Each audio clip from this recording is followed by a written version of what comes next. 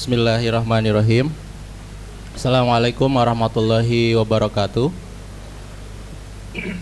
Alhamdulillahirrabbilalamin. Wabihi nasta'inu ala umuri dunya waddin. Asyhadu an la ilaha illallah wahdahu la syarikalah. Wa asyhadu anna muhammadan abduhu wa rasuluh, amma ba'du. Raditu billahi robba wa bil islami dinan wa bi muhammadin nabiyya wa rasulah. Kajian teras dakwah ba'da maghrib yang dimuliakan Allah Subhanahu wa taala, ikhwan dan akhwat fillah. Alhamdulillah rabbil alamin, pada sore hari ini kita bisa kumpul bersilaturahmi, menambah ilmu wawasan demi meningkatnya ketaatan kita dalam menjalankan ajaran agama Islam. Salawat serta salam semoga senantiasa tercurah limpah kepada pemimpin kita di segala bidang, Nabi Muhammad SAW, juga kepada para keluarganya, sahabat dan umat yang selalu istiqomah mengikuti jejak perjuangan beliau. Jamaah teras dakwah yang dimuliakan Allah Subhanahu wa taala,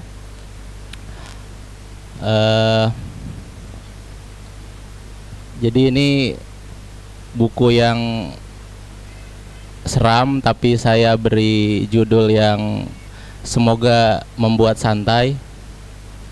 Jadi Amerika, Iran dan Israel ini, sependek pengetahuan saya ketika menerjemah buku ini, akan berantem dan baikan pada waktunya. Jadi saya mau berbicara agak subjektif dari perjalanan intelektual saya. Jadi tahun 2018 jamaah, saya ikut training tentang Baitul Maqdis. Ada profesor geopolitik di Timur Tengah, beliau masih hidup. Kajiannya di YouTube banyak, artikelnya banyak juga di Google Scholars. Namanya Abdul Fattah El-Awaisi. Trainingnya di pesantren Iskarima di Karanganyar, 6 hari. Jadi 6 hari bicara Timur Tengah, bicara Baitul Maqdis, bicara Al-Aqsa dan lain sebagainya. Pengelolanya Isra itu lembaga yang dikelola oleh Prof. Awaisi di Turki, Islamic Jerusalem Research Academy. Kemudian Sahabat Al-Aqsa yang fotonya barangkali di sebelah sana bisa dilihat. Kemudian ISA, Institut Studi Al-Aqsa untuk Riset dan Perdamaian. Jadi ini Prof. Awaisi, beliau masih aktif mengajar, ketua program studi S2 Hubungan Internasional khusus Baitul Maqdis Studies di Turki. Jadi ada kampus baru namanya Universitas Ilmu Sosial di Ankara. Beliau guru besarnya di sana. Yang pokok dari 6 hari itu adalah teori beliau, teori geopolitik beliau ketika menafsirkan surat Al-Isra ayat 1. Nanti buku penjelasan ini teman-teman bisa download, itu 174 halaman. Tapi secara singkat, Prof. Awaisi menafsirkan a'udzubillahi minasyaitonirrajim, subhanalladzi asra bi 'abdihi lailam minal masjidil haram ilal masjidil aqsal ladzi barakna haulahu, dan seterusnya. Jadi dari ayat ini, karena Prof. Awaisi backgroundnya itu geopolitik, politik internasional, beliau menafsirkan ada 3 lingkaran keberkahan yang mengitari wilayah Timur Tengah saat ini, yang pusatnya ada di yang ada di Baitul Maqdis. Inner circle-nya, pusat keberkahan yang utamanya itu adalah di Masjidil Aqsa dan wilayah Baitul Maqdis itu sendiri, yang dalam konsepsi Prof. Awaisi diberi nama Islamic Jerusalem. Jadi kalau dalam konsep beliau, Islamic Jerusalem itu sinonim dari Baitul Maqdis secara akademik. Kemudian second circle-nya, lingkaran keduanya, teman-teman bisa lihat yang hijau tapi agak, ini inner circle ya, ini second circle-nya. Di situ ada Syam, jadi ini konsep Islam, jadi tidak ada Lebanon, tidak ada Suriah, tidak ada Palestina, yang ada Syam. Syam itu meliputi semua daerah itu. Kemudian third circle-nya, lingkaran ketiganya ini. Jadi ini inner circle, ini yang kedua, ini yang ketiga. Ya, di third circle itu Prof. Awaisi menafsirkan dari lafadz minal Masjidil Haram. Jadi Masjidil Haram ada di kira-kira agak ke selatan ya, di sini. Ilal Masjidil Aqsa. Jadi sebentar. Min dari sini ilal Masjidil Aqsa. Jadi ada konektivitas antara inner circle sampai third circle itu. Secara simpel, secara singkat seperti itu penjelasannya. Penjelasan Prof. Awaisi tentang 3 lingkaran keberkahan ini adalah teori dasar beliau untuk menjelaskan strategi pembebasan Baitul Maqdis, yang tentu saja perlu ada kajian selanjutnya. Dalam hati ketika saya selesai ikut 6 training itu bertanya, kenapa Iran tidak masuk dalam 3 lingkaran keberkahan ini? Jadi kata Prof. Awaisi, 3 lingkaran keberkahan inilah jalan menuju pembebasan Baitul Maqdis. Saya bertanya dalam hati, kenapa wilayah Persia itu tidak masuk? Itu pertanyaan simpel sebenarnya, kenapa wilayah Persia tidak masuk? Nah, qadarullah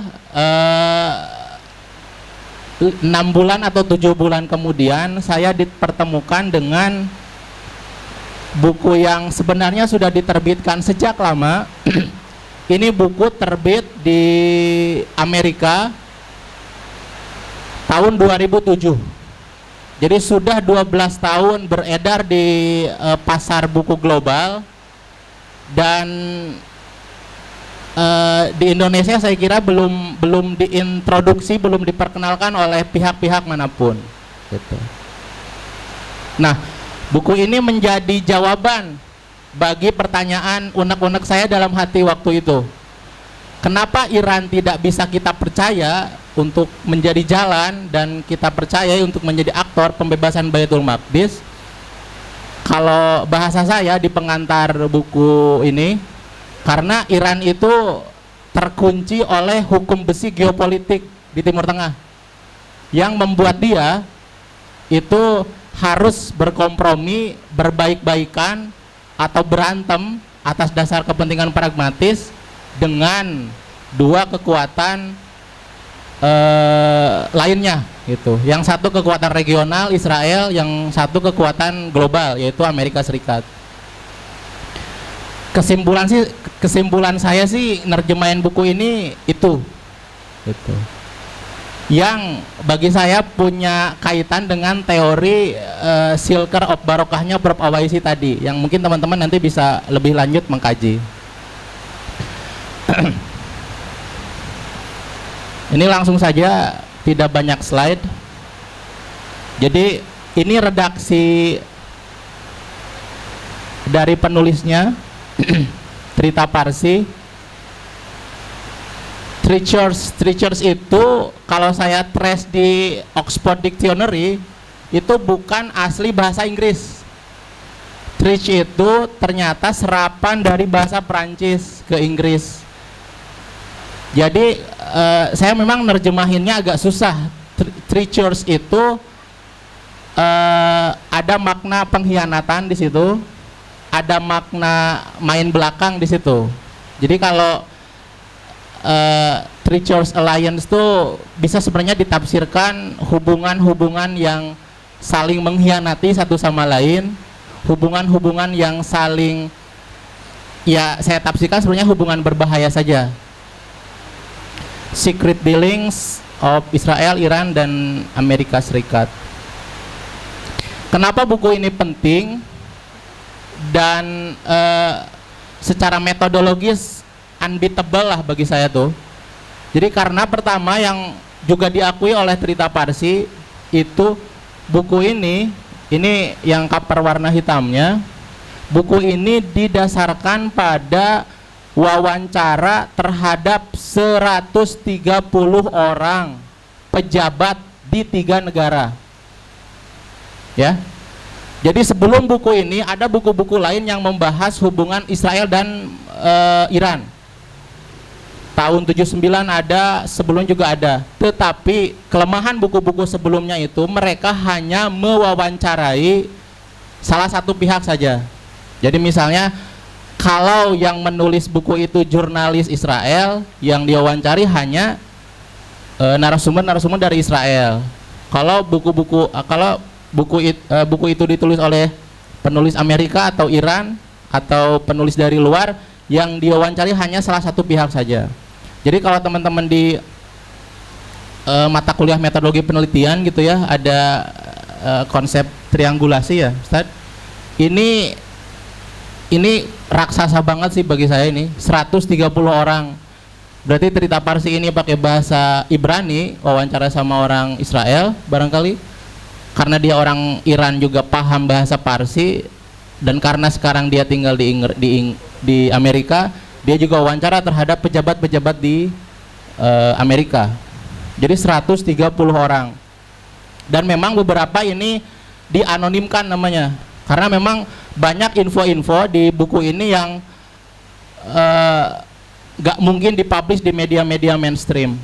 Mungkin jamaah di sini paham lah. Jadi true news itu lies behind news kan. Jadi berita sebenarnya itu sebenarnya terletak di belakang berita yang dipublish gitu. Dan ini terbukti di buku-buku di buku ini keterangan-keterangannya. Yang kedua yang penting adalah buku ini mengcover begitu panjang perjalanan hubungan antara tiga negara ini. Jadi teman-teman begini, kemarin kan baru ada satu kejadian saja ya, Jenderal Qasem Soleimani dibunuh, itu hanya satu noktah.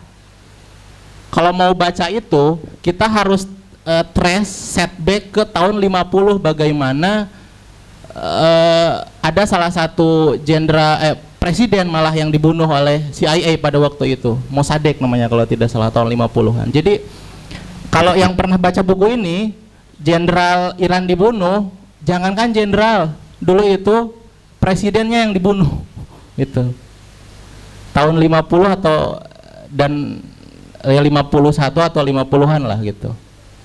Artinya begini, kenapa hubungan yang panjang ini penting untuk di cover? Karena itu memberikan kita, kalau bagi saya ini pattern itu pola. Jadi teman-teman kalau baca buku ini memberikan pola hubungan tiga negara ini 50 tahun ke belakang. Maksud pola itu apa? Apa yang membuat mereka bisa berantem, apa yang membuat mereka bisa baikan. Gitu. Kalau yang sudah berkeluarga misalnya ya, saya sudah berkeluarga selama 7 tahun, Ustadz Dr. Rizal mungkin 20 tahun, ada yang sudah berkeluarga 30 tahun. Hubungan bapak ibu yang sudah berkeluarga ya, suami istri ya, misalnya 10 tahun saja. Dari 10 tahun itu bapak ibu kan bisa mengerti pola hubungannya. Apa yang membuat hubungan keluarga, hubungan rumah tangga itu memanas ya, apa yang membuat hubungan keluarga itu mendingin ya, itu ada polanya. Dan pola itu nggak bisa diukur dari 1-2 kejadian, hanya 1-2 bulan perkembangan. Jadi barangkali 5 tahun, 10 tahun, atau kalau buku ini mengcover lebih dari 50 tahun. Dari zamannya sebelum Pahlavi sampai Ahmadinejad ini yang dibahas. Jadi Rafsanjani dibahas, ya Khomeini apalagi dibahas, dari zamannya Nixon, Bill Clinton, Bush, ini dibahas semua. Jadi setiap periodenya dipetakan dan ditemukan polanya. Dan polanya ini yang ketiga. Jadi Israel itu khususnya partai Likud. Jadi di Israel itu ada partai Likud yang konservatif dan satu lagi agak kiri. Namanya David Ben Gurion, punya doktrin periperial. Ini salah satu findingnya, salah satu temuan di buku ini. Jadi Israel itu punya kesimpulan begini. Israel itu kan negara Yahudi yang dikelilingi oleh negara Arab, ya. Dia merasa nggak punya teman di Timur Tengah itu. Dia kayak orang Garut kuliah di Jogja seperti saya dan nggak punya teman sesama orang Sunda gitu, ya. Dia merasa terasing, sehingga Israel itu merasa perlu untuk punya aliansi yang sama-sama non Arab di Timur Tengah, which is itu Iran. Dan beberapa puluh tahun sebelumnya sebenarnya ada Ethiopia, karena Ethiopia secara geopolitik melemah, Iran yang masih bertahan sekarang. Jadi doktrin periperial ini adalah doktrin yang menyimpulkan dan mendorong kebijakan Israel untuk tetap punya hubungan baik dengan negara non Arab di Timur Tengah. Kenapa disebut periperial? Periperi itu kan pinggiran, ya. Jadi kalau nggak ada petanya, ya. Jadi kalau kebayang peta Timur Tengah, wilayah paling pinggir utara, sebelah barat, sebelah timur itu ya Iran itu. Setelah Iran kan ke sana sudah Asia Tengah itu. Jadi Israel itu merasa perlu untuk menjaga hubungan baik dengan Iran karena doktrin periperial ini, yang juga sebenarnya secara malu-malu diamini oleh Iran itu. Nanti di beberapa kasus, misalnya yang paling populer itu kan misalnya beli senjata. Iran itu lagi perang sama Iran lagi perang sama Irak, perlu senjata. Amerika belinya nggak langsung tapi pakai calonya itu Israel. Masa sama calo nggak baik-baikan gitu. Pertama itu. Yang kedua, pernah ada kasus juga di sini, ini sangat detail sekali. Jadi Iran itu dulu pernah punya kerjasama pipa minyak dengan Israel. Jadi kalau nanti kebayang petanya itu, akses Iran mengakses Mediterania, Laut Tengah itu, jalannya ke Israel gitu. Karena ke negara Arab nggak mungkin, karena konflik Sunni Syiah dan lain sebagainya. Yang kedua, finding yang paling penting, pattern yang paling penting adalah tentu saja kebijakan ganda Iran terhadap isu Palestina, ini yang paling penting. Jadi di buku ini, kata Trita Parsi, ternyata selama 40 tahun hubungan Iran, Israel, Amerika itu, Iran itu punya dua kebijakan, rhetorical policy sama operational policy. Jadi singkatnya itu kebijakan di media, statement di media, dan kebijakan operasional itu berbeda. Singkatnya begini, Iran itu merasa perlu untuk mengecam Israel, untuk ganyang Israel, untuk bikin hari Al-Quds setiap tanggal 17 itu agar dapat simpati dari dunia muslim sebagai leading Muslim countries, ya, sebagai negara terdepan menghantam Israel gitu. Di media begitu, karena kebijakan retorikanya harus begitu.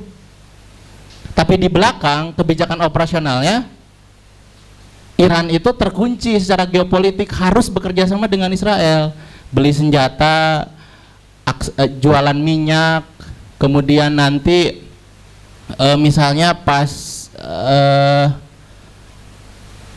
ada sandra di Israel, sandra Amerika Serikat di Iran juga harus kerjasama dengan Israel. Jadi banyak aspek-aspek geopolitik yang mengunci Iran harus bekerja sama dengan Israel. Itu double policy. Jadi kalau pejabat Iran dari dulu sampai sekarang di media manapun hantam Israel, ganyang Israel, memang kebijakan retorikanya begitu. Patternnya begitu, polanya begitu dari dulu. Supreme leadernya harus begitu. Presidennya harus begitu ngomong di media itu, karena kebijakan retorikanya harus begitu. Operasionalnya di belakangnya kita nggak tahu. Mungkin kenyataan-kenyataan di belakang layar saat ini bisa terungkap barangkali 20 tahun yang akan datang melalui disertasi yang selanjutnya misalnya. Karena disertasi ini mengungkap ya tahun-tahun 80, 70 gitu. Itu dua finding yang menurut saya penting, karena apalagi yang kedua ini berkaitan dengan nasib saudara-saudara kita di Baitul Maqdis di Palestina. Yang doktrin periperial ini menandakan bahwa memang Yahudi, ya, Israel, kemudian Persia, Iran, kemudian negara Arab itu memang tiga stakeholder gitu ya, tiga kekuatan di Timur Tengah yang saling tarik menarik satu sama lain gitu. Nah, ini bocoran daftar isinya. Jadi buku ini ditulis dengan pendekatan historis, jadi runut dari tiap presiden, dari presiden pertama, misalnya presiden pertama di Iran siapa, presiden pada saat yang sama di Israel siapa, presiden pada saat yang sama di Amerika siapa, nanti ganti presiden dibahas lagi. Ini enak untuk dibaca.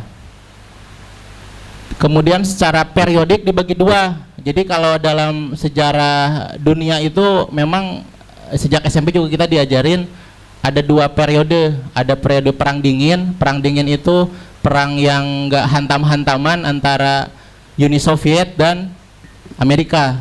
Itu sejak selesai Perang Dunia II 45 sampai sebelum tahun 91 ketika Uni Soviet runtuh. Itu namanya periode perang dingin, atau bahasanya bipolar. Bipolar itu dua kutub Uni Soviet, kutub Amerika Serikat, yang itu berdampak pada semua negara-negara berkembang, termasuk Indonesia pada waktu itu. Misalnya ketika Soekarno agak dekat ke Cina, berarti itu agak dekat ke kutubnya Uni Soviet. Misalnya ketika Soeharto naik, dia agak dekat ke Amerika, berarti kutubnya tuh pindah ke kutubnya Amerika gitu. Tapi pasca runtuhnya Uni Soviet itu jadi era unipolar. Jadi kutubnya cuma satu, yaitu Amerika Serikat gitu. Jadi polisi dunia. Dan ini juga dibahas. Jadi setiap bab, setiap periode ini punya peristiwa-peristiwa, ya. Jadi misalnya di bab 2, bab 3, bab 4 itu ada satu saja peristiwa yang membuat tiga negara ini berantem, atau ada satu saja peristiwa yang membuat tiga negara ini baikan gitu. Jadi pragmatis saja. Jadi kalau kesan saya nerjemah buku ini, ngedit, kemudian proofreading segala macam, itu baca buku ini kayak baca sinetron gitu ya. Jadi kadang ada baikannya, ada kejadian ini berantem lagi, ya. Ada nanti ada kepentingan bersama yang menguntungkan masing-masing, baikan lagi gitu. Nanti berantem lagi, baikan lagi gitu. Nah, mungkin yang sekarang ini terbunuh Qasem Soleimani ya mungkin harus terkesan berantem aja, mungkin nanti di belakang kita nggak tahu juga. Nah ini, jadi kalau baca tiga negara ini tetap, kalau menurut saya sih kembali ke Baitul Maqdis ya jangan gagal fokus saja gitu. Jangan sampai baru baca 1-2 artikel di broadcast WhatsApp langsung perang dunia 3 gitu. Jadi jangan gagal fokus, tetap kalau apapun yang terjadi di Timur Tengah konstelasinya, mau ada bom bunuh diri, mau ada jenderal dibunuh, apapun, tetap fokus kita tuh nasib saudara-saudara kita di Baitul Maqdis, di Palestina, di Gaza itu gimana gitu. Tetap aja fokusnya ke sana, arahkan pengetahuan kita ke sana sedalam-dalamnya, arahkan energi, bantuan, doa dan semacamnya ke sana gitu, tidak kemana-mana gitu. Saya kira ini slide terakhir, mudah-mudahan bisa jadi pengantar untuk diskusi yang lebih hangat ke depannya. Terima kasih. Assalamualaikum warahmatullahi wabarakatuh.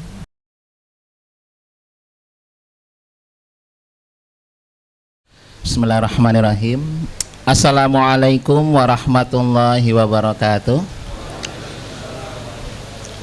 Alhamdulillahirabbil alamin. Alhamdulillazi anzala 'abdihil kitaba wa lam yaj'alhu iwaja. Asyhadu an la ilaha illallah wa asyhadu anna Muhammadan abduhu wa rasuluh la nabiyya ba'dahu yaumil qiyamah.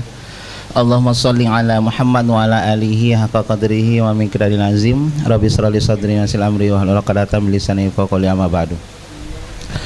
Kaum muslimin dan muslimah jamaah pengajian teras dakwah namanya Allah, sudah lama kita nggak bersua berjumpa. Hari ini kita dipertemukan dalam sebuah diskusi tentang eskatologi, enggak biar aja deh, memang nanti ada eskatologi konflik Timur Tengah. Eskatologi itu ilmu, sebenarnya diambil dari bahasa Yunani ya. Eskatologi itu ilmu tentang kehancuran dunia lah. Halmra itu eskatologi, logi itu artinya logos, ilmu. Jadi ini sudah menjadi ilmu, tidak bisa kita pisahkan ilmu ini dari Timur Tengah. Kehadiran Islam pertama di Timur Tengah, munculnya manusia pertama juga Nabi Adam di Timur Tengah, di padang Arafah dengan Hawa di Jeddah. Jeddah itu artinya nenek. Dan di akhir zaman nanti tidak bisa juga kita lepaskan dari konflik Timur Tengah. Berarti nanti akan bicara perang terus ya. Makanya perang itu suatu yang biasa saja sebenarnya gitu. Tapi ketika Islam perang kok dianggap teroris gitu ya. Padahal semua negara tuh perang gitu ya. Perang tuh serem sih ya. Tapi ada perang yang disukai sama wanita loh, tahu? Perangkat alat sholat tunai ya.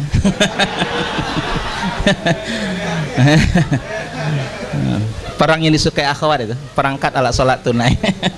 Oke. Tadi ngomong apa lupa ya. Oke, eskatologi.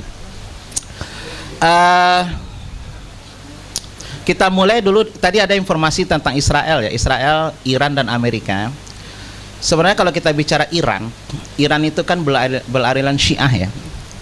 Dulu ada 3 komunitas yang tidak punya negara. Satu Yahudi, dia tidak punya negara, baru berdiri nanti 48 ya, 1948. Lalu Syiah tidak punya negara dulu, baru berdiri nanti 1979. Khomeini mendirikan 81, Khomeini membawa Syiah seluruh dunia. 89 Khomeini meninggal. Yang terakhir Kurdi. Nah, Kurdi sampai hari ini belum punya negara ya. Kurdi, Akrad. Mereka banyak di Turki, di Irak, di beberapa negara Timur Tengah. Kurdi. Mereka keturunan dari salah satu keturunan Nabi Yakub juga, Kurdi ini. Kurdistan namanya. Tapi mereka belum punya negara nih. Nah, sedangkan Israel dengan Iran itu sudah punya gitu. Kalau kita turunkan ayat Al-Quran tentang persekongkolan ini, sebenarnya Al-Quran sudah menjelaskan dari dulu ya. Al-Baqarah 120, Bismillahirrahmanirrahim, lantar doang ke Yahudu walan Nasara hatta tatabila melatahum. Jadi yang namanya Yahudi dan Nasrani, termasuk musyrik, Syiah segala macam, itu adalah tidak akan pernah ridho kepada umat Islam. Jadi kalau kita lihat perang Iran dengan Amerika sebenarnya hanya salah satu sinetron saja menurut saya. Ini tidak akan menimbulkan perang dunia ketiga. Saya setuju dengan Ustaz Rahmat Baikuni bahwa perang dunia ketiga itu nanti beda dengan perang Malhamatul Kubro akhir zaman. Ya. Perang dunia ketiga itu masih pakai teknologi, ya pakai rudal segala macam gitu. Sedangkan Malhamatul Kubra yang dimubasyirkan oleh Rasulullah itu adalah perang manual. Nanti pakai kuda lagi, pakai tombak lagi, pakai panah begitu deh. Yang akhir zaman nanti yang Yahudi dikalahkan oleh umat Islam dalam beberapa hadis Rasulullah. Jadi agak berbeda perang dunia ketiga dengan perang akhir zaman. Apakah perang dunia ketiga ini terjadi tahun ini? Wallahu alam. Tapi saya melihat kecil ya, pesimis. Sebab Iran itu Syiah, Amerika kafir, sama aja sebenarnya sama-sama benci Islam gitu loh.